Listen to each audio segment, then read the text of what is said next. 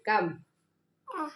இந்த வணக்கத்தோட தான் கிச்சனுக்குள்ளேயே என்டர் ஆனேன். சரி நைட்டு சாப்பாடுக்கு என்ன செய்யலான்னு பார்த்தா வீட்டில் மதியம் வச்சிருந்த சாப்பாடே கொஞ்சம் இருந்துச்சா, அது போகவே கூட கொஞ்சம் தோசமாவும் இருந்துச்சு. சரி இதுக்கெல்லாம் ரெண்டுத்துக்கு சேர்த்த மாதிரி தக்காளி வெங்காயம் மட்டும் வதக்கி சாப்பிட்டுக்கலாம் அப்படின்னு சொல்லிட்டு பிளான் எல்லாம் பண்ணியாச்சு. இந்த பிளானை எக்ஸிக்யூட் பண்ண போனா அவங்க அப்பா புது பிளானோட வந்தாச்சு கையில். அன்னைக்கு ஒரு சில்லி பண்ணல, அது ரொம்ப சூப்பராக இருந்துச்சு. இன்னைக்கு பண்ணி தெரியான்னு வேற ஒரு பேச்சு. நல்லா இருக்குன்னு வேற சொல்லிட்டாங்க.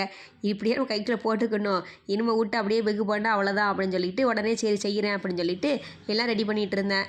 சில பேரோட பேச்செல்லாம் எப்படி இருக்கும் அப்படின்னா, முந்தானைக்குள்ள போட்டு முடிஞ்சு வச்சிருக்கா அப்படிங்கிற மாதிரி தான் பேச்செல்லாம் இருக்கும். அதை ஏன் சும்மா சொல்ல வைப்பானே, இப்படி எல்லாம் நல்லா பிடிச்சதை செஞ்சு கொடுத்து உண்மையாவே முடிஞ்சு வச்சுப்போமே. முடிஞ்சே வச்சிருந்தாலோ அதில் என்ன தப்பு. சரி வாங்க நம்ம நம்ம கதைக்கு வருவோம். சிக்கனுக்கு மேரினேஷனில் பண்ணி அதை ஃப்ரிட்ஜில் வச்சுட்டு அடுத்து தக்காளி வெங்காயம் எல்லாம் வெட்டி அதை ஃபஸ்ட்டு வதக்கி வச்சாச்சு. இந்த தக்காளி வெங்காயம் வதக்கிறதுக்கு ரொம்பலாம் இல்லை, மஞ்சள் பொடி, வத்தப்பொடி, சிக்கன் மசாலா, கரம் மசாலா, அவ்வளோதான் 4 மட்டும் போட்டாலே போதும். ரொம்ப பொடி போட்டாலும் அந்த தக்காளியோட டேஸ்ட்டே எடுத்துருமா, அதனால் இதுவே மைல்டாக சூப்பராக இருக்கும் சாப்பிட்றதுக்கு. அப்புறம் அப்படியே அவங்க அப்பாவை வந்துட்டாங்க. செஞ்சு வச்சிருக்க தக்காளியும் சாப்பாடையும் மட்டும் ஃபர்ஸ்ட் எடுத்து கொடுத்தாச்சு. அதுக்கப்புறம் அப்படியே சூடாக சில்லியும் பொரிச்சிட்டு கூடவே அப்படியே தோசையும் சுட்டாச்சு. அப்படியே எல்லாரும் சாப்பிட்டு முடிச்சுட்டு படுத்து தூங்க வேண்டியதான்.